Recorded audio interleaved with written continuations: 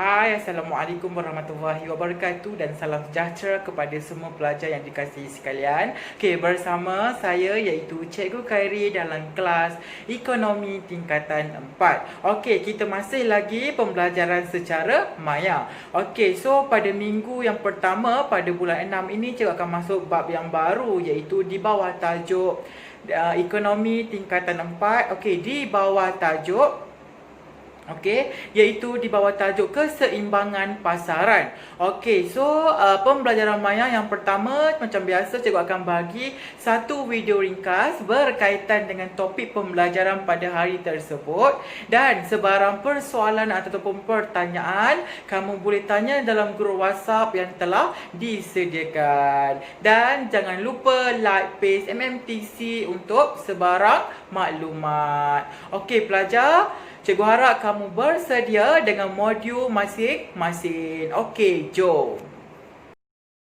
Minggu pertama pada bulan yang ke-6 iaitu di bawah subjek ekonomi tingkatan 4.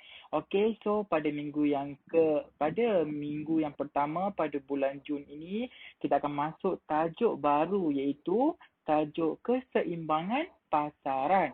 Okey, so cikgu harap kamu dah bersedia dengan modul masing-masing. Cikgu harap kamu faham apa yang cikgu terangkan dalam video ini. Okey, so cikgu akan terangkan dahulu iaitu pada halaman page yang pertama modul kamu, cikgu akan masukkan iaitu keseimbangan pasaran. Cikgu harap kamu faham apa itu maksud keseimbangan pasaran. Apa yang dimaksudkan dengan keseimbangan pasaran ni pelajar? Ni kat yang ni cikgu highlight kat sini. Keseimbangan pasaran. So dengan bahasa mudahnya lah keseimbangan. Maksudnya kita kena imbangkan kita punya pasaran kita. Contohnya pada bulan lepas cikgu dah terangkan iaitu maksud pengeluaran.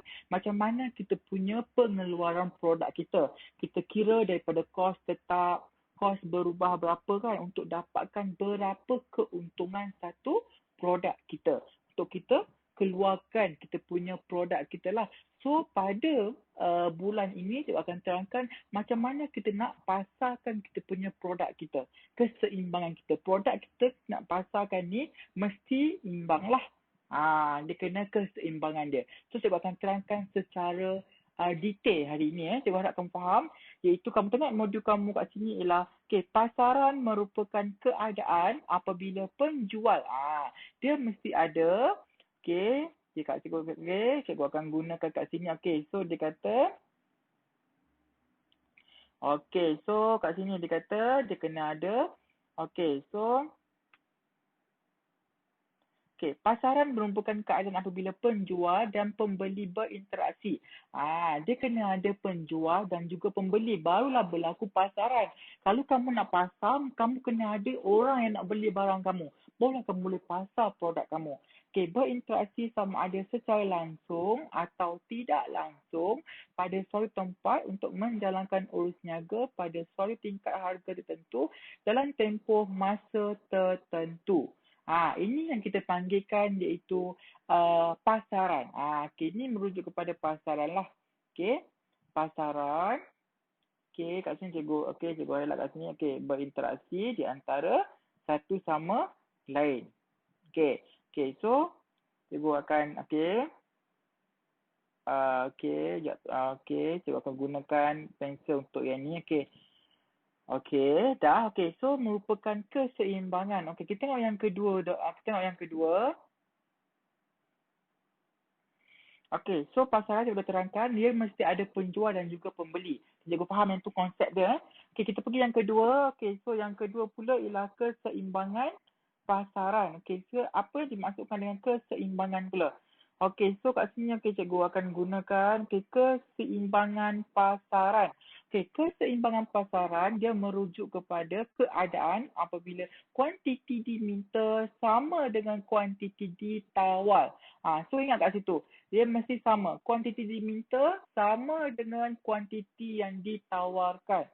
So kalau bahasa ekonomi dia ada QD dan juga QS. Maksudnya QD ni ialah quantity demand lah. Demand dan juga QS ni adalah quantity supply. Okey, pada suatu tingkat harga tertentu. Okey, yang ketiga ialah keluk permintaan bersilang dengan keluk penawaran. Dia kena bersilang. So dalam graf kamu nanti, dia kena bersilang di antara permintaan dan juga penawaran. Okey. Yang keempat, hal ini bermakna jumlah permintaan pengguna sama dengan jumlah penawaran firma. Okey, dia kena samalah jumlah dia yang sama. Okey, kita pergi kepada seterusnya ialah, okey, yang keempat ialah hal ini bermakna jumlah permintaan pengguna sama. Okey, so ni dia kata permintaan dan juga pengguna sama. Okey, sama dengan apa? Sama dengan jumlah penawaran. Okey, bersamaan dengan jumlah penawaran firma. Okey, pada tingkat keseimbangan pasaran, wujud harga keseimbangan dan kuantiti keseimbangan. Okey, pelajar boleh faham Okey, so kat sini ialah contoh. Okey, kamu tengok kat sini dalam modul kamu. Okey, dalam modul kamu ini.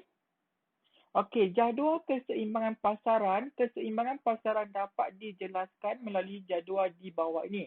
Okey, kamu tengok jadual kat sini. Okey, jadual dia kata harga, kuantiti unit diminta dan juga ditawarkan. Okey, so pada harga RM5, kuantiti diminta ataupun kuantiti diminta ialah 50 dan ditawarkan ialah 20. Manakala pada harga RM10, kuantiti diminta ialah RM35, kuantiti diminta ialah 35, manakala kuantiti ditawar ialah sebanyak 35. Okey, pada harga RM15, kuantiti diminta 20 dan manakala kuantiti ditawar ialah 50. Okey, berdasarkan jadual di atas, kata berdasarkan jadual di atas, okey, keseimbangan pasaran dicapai pada tingkat harga RM10. Kenapa RM10?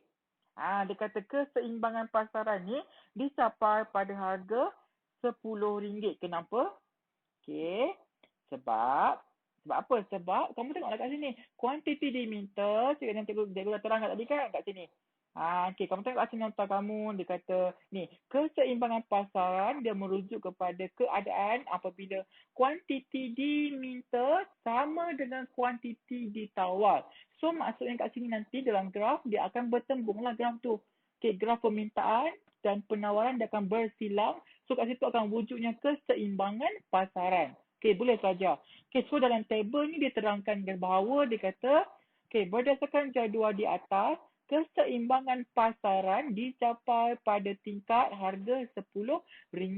So pada harga RM10, kuantiti diminta ialah 35 dan juga kuantiti ditawarkan ialah 35. So bermaksud keseimbangan pasaran dicapai pada tingkat harga RM10. Okey, manakala kuantiti diminta sama dengan kuantiti ditawar pada 35 unit. Okey, boleh belajar.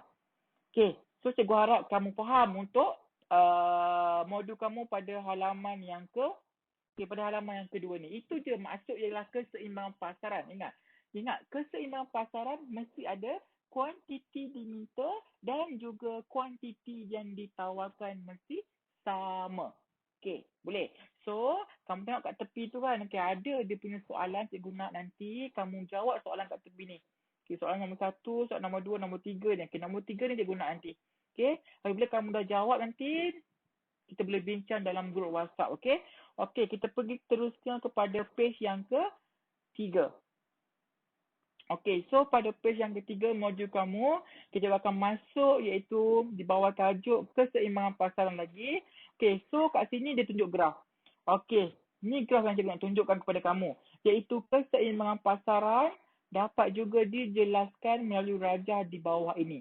Inilah penting. Okay, kamu tengok dalam modul kamu yang cikgu terangkan kat sini ialah, okay, dia ada paksi X ni. Paksi X ialah kuantiti unit, manakala paksi Y ialah harga.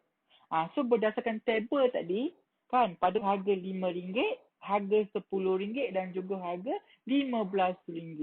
So kat sini kamu berdasarkan tabel, kamu lukislah kuantiti unit berapa. Contohnya pada harga RM5, dia punya kuantiti ialah sebanyak 20. Okay, manakala pada harga RM10, dia punya kuantiti dia ialah sebanyak 35. Dan last kali ialah pada harga RM15, kuantiti unit ialah 50. Apabila kamu dah berjumpa dengan sama ni, so kamu akan tunjuklah. Ini garisan permintaan ni ialah penawaran. So apabila dia bertembung, inilah kita panggil keseimbangan pasaran. Maknanya keseimbangan akan wujudlah apabila garis permintaan dan juga penawaran dia bersilang. Okey, boleh Okey, so kat sini dia bagi penerangan. Kat sini dia kata, okey, berdasarkan rajah di atas, keseimbangan dicapai apabila keluk permintaan bersilang dengan keluk penawaran pada titik E. Maknanya E ni ialah equilibrium lah ataupun kita panggil keseimbangan. Okey, keseimbangan. Okey, boleh pelajar. Okey, pada titik E, harga keseimbangan ialah pada harga RM10 dan kuantiti permintaan sama dengan kuantiti penawaran iaitu 35 unit. Okey, boleh pelajar. Cikgu harap kamu faham. Okey, so seterusnya kita akan pergi kepada, yang ni ialah soalan. Cikgu nak nanti kamu jawab soalannya. Lepas kamu lihat video cikgu ni, cikgu nak kamu jawab soalan terus. Okey? Lepas tu, kalau dah siap nanti, bagi tahu cikgu jawapan macam mana kamu dapatkan jawapan tersebut. Okey, boleh pelajar. Okey, seterusnya kita akan pergi kepada satu lagi cikgu akan terangkan untuk hari ini iaitu keseimbangan pasaran juga, iaitu okey, yang ni kita tak nak masuk lagi, ketidakseimbangan pasaran. Cikgu hari ni kita akan masuk dua je iaitu keseimbangan pasaran. Minggu depan cikgu akan masuk keseimbangan pasaran. Okey, macam mana ketidakkeseimbangan pasaran wujud? Okey, so hari ni cikgu akan fokus dua. Okey, boleh pelajar? Okey, so cikgu harap kamu faham iaitu tajuk pada minggu ini iaitu ekonomi tingkatan 4 ni iaitu keseimbangan pasaran. Macam mana kita nak tahu keseimbangan pasaran tu wujud? So ingat, kena ada iaitu permintaan dan juga penawaran. Dua-dua ni mesti dia bertembung di antara graf tu. Dia bersilang. Barulah kita akan wujud iaitu keseimbangan pasaran dia. Okey, boleh pelajar? Cikgu harap kamu faham penerangan cikgu ni. Okey, apabila kamu dah faham, cikgu nak kamu jawab. Kamu punya, dalam modul ni ada soalan cikgu sediakan, beberapa soalan. Cikgu nak kamu try jawab. Okey, berdasarkan beberapa soalan. Pada halaman 1, 2 dan 3.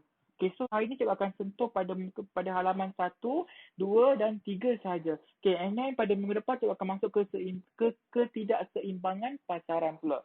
Okay, boleh pelajar. Okay, cikgu harap kamu faham dan jelas penerangan cikgu ni. Okay, so kalau tak ada apa-apa, cikgu harap kamu faham. Cikgu nak kamu buat soalan dalam modul tersebut. Okay, pelajar.